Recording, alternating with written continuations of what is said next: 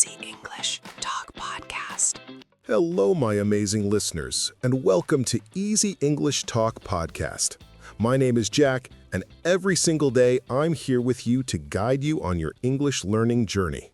You know, learning a new language is not always easy, but it is always worth it.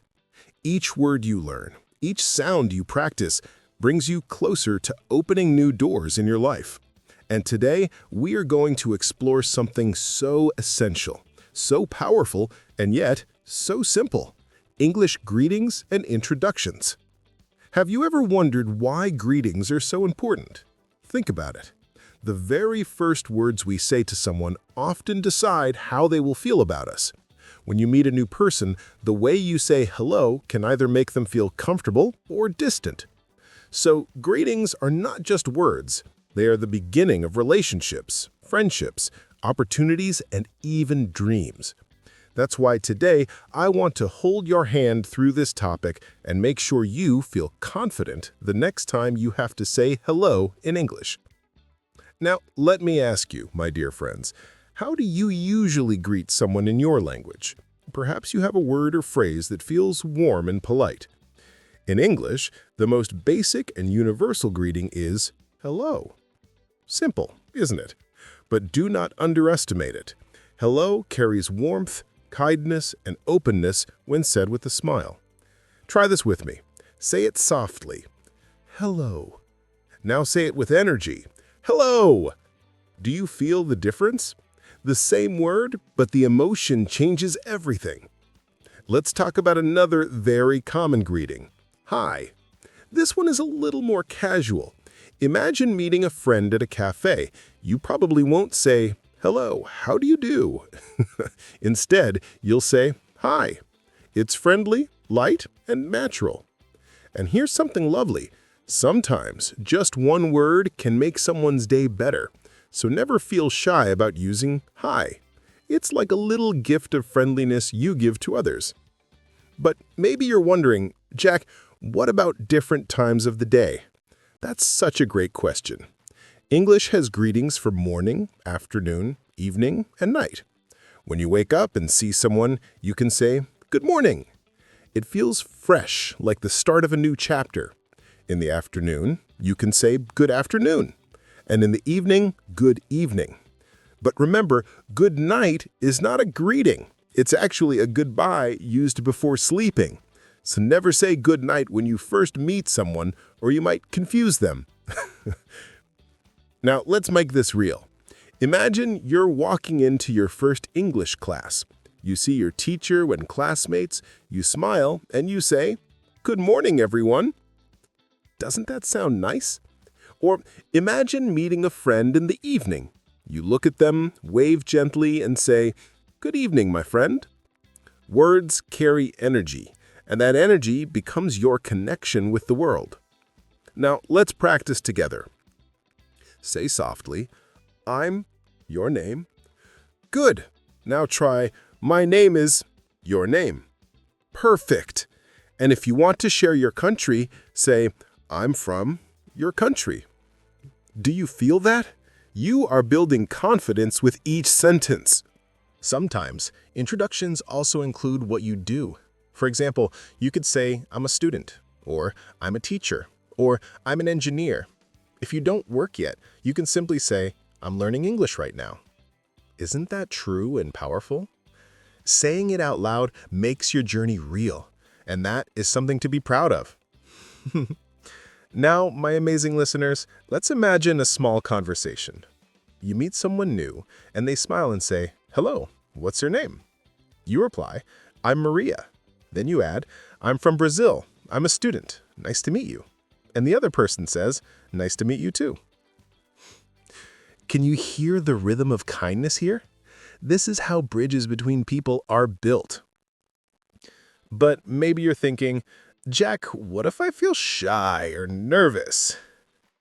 My dear friend, I understand.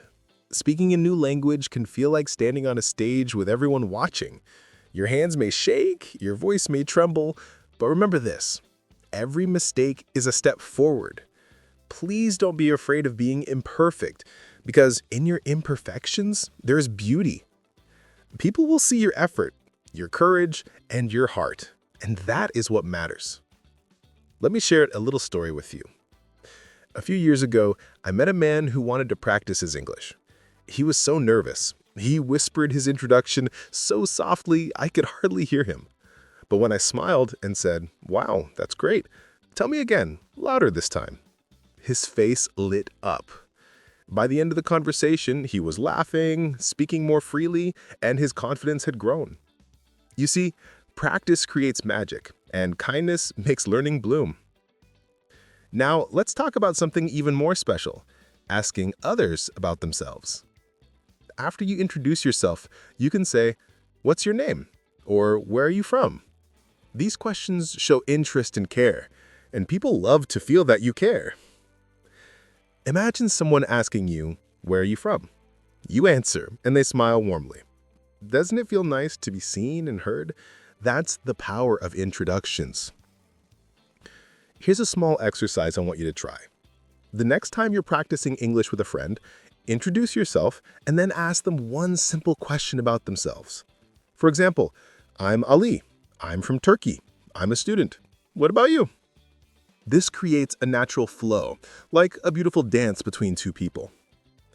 But sometimes learners struggle with pronunciation. Don't worry, you're not alone. Words like hello or nice to meet you may sound different from how they're written. So here's a tip. Listen carefully, repeat slowly, and shadow my voice as I say, "Hello. Nice to meet you." Good. Again, "Hello. Nice to meet you." Excellent. Every time you repeat, you're training your tongue, your lips, and even your brain to remember the sound. Do you know what I love most about greetings and introductions? It's that they create hope. Each hello could be the start of a friendship that changes your life. Each nice to meet you could be the first step to a career, an adventure, or even love. My dear listener, you deserve all of that. You deserve to be understood, to be heard, and to shine when you speak English. And so as we pause here today, I want you to remember this. Your hello is powerful. Your introduction is a gift, and your voice, no matter how shy or imperfect, is filled with beauty. Keep speaking, keep practicing, and never stop believing in yourself. I'll continue sharing more phrases, examples, and encouragement with you, but let's take a little break here. So, my wonderful listeners, let's keep moving forward together. We've already explored the beauty of greetings and introductions, but I know you're hungry for more confidence, more real-life examples, and more encouragement. And you deserve it, because you are here, listening, learning, and growing step by step. Now, you might be asking, "Jack, how do I make my greetings sound natural, not like a robot?" That is such an important question. The secret is not just in the words, but in your voice, your face, and your heart. If you say hello with a flat, cold tone, people might feel distant. But if you say it with a smile, with warmth, with gentle energy, they will feel invited. So here's a little practice for you. Stand in front of a mirror and say, "Hi, how are you?"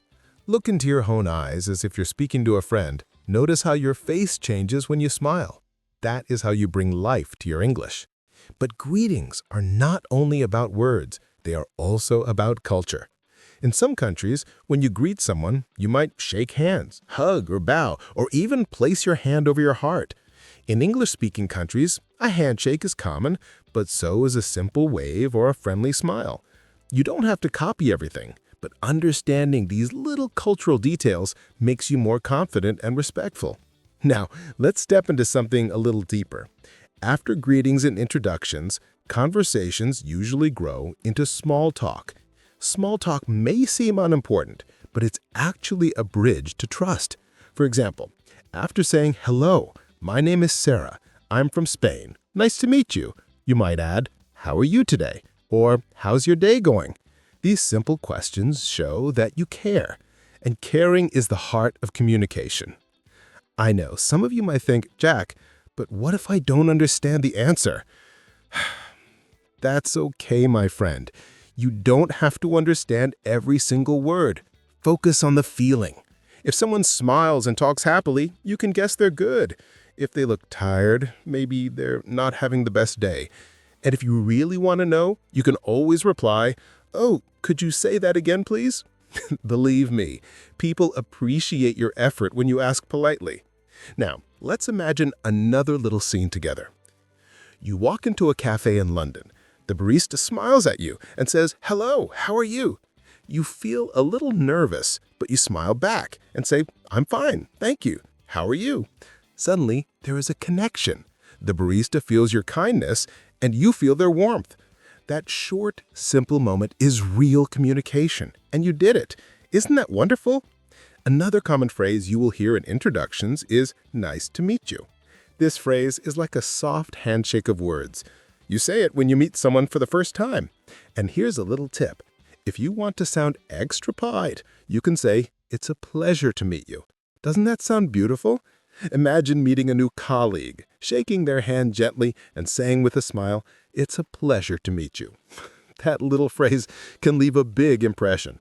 But what about when someone says, "Nice to meet you"? What do you reply? You can simply say, "Nice to meet you too," or you can be a little more enthusiastic and say, "I'm glad to meet you." These replies are like giving back the kindness you received.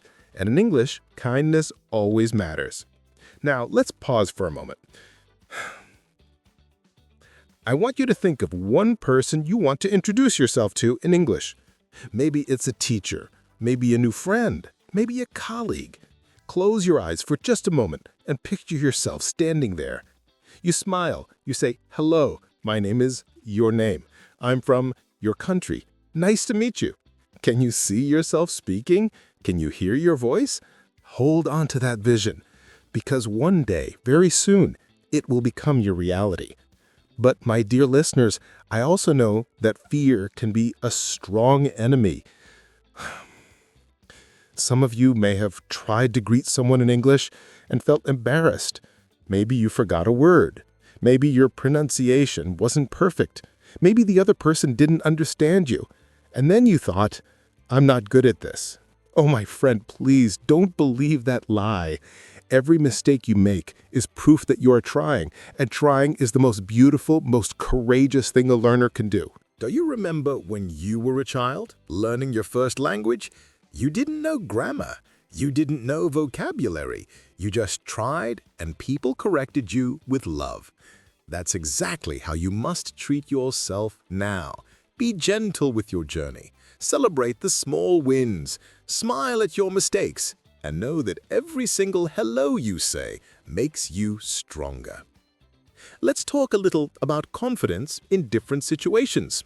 If you are meeting someone in a professional setting like an office, it's better to say, "Hello, my name is Anna. It's nice to meet you." That shows respect and formality. But if you are meeting a friend of a friend at a party, you can say, "Hi, I'm Anna. Nice to meet you." Same introduction, different tone. Isn't that wonderful? The words are flexible, like clay, and you can shape them depending on where you are. Another important thing is body language. Even if your English words are simple, your body can speak loudly. A smile shows friendliness. Eye contact shows confidence. A gentle handshake or a little wave shows politeness. So when you introduce yourself, let your body support your words.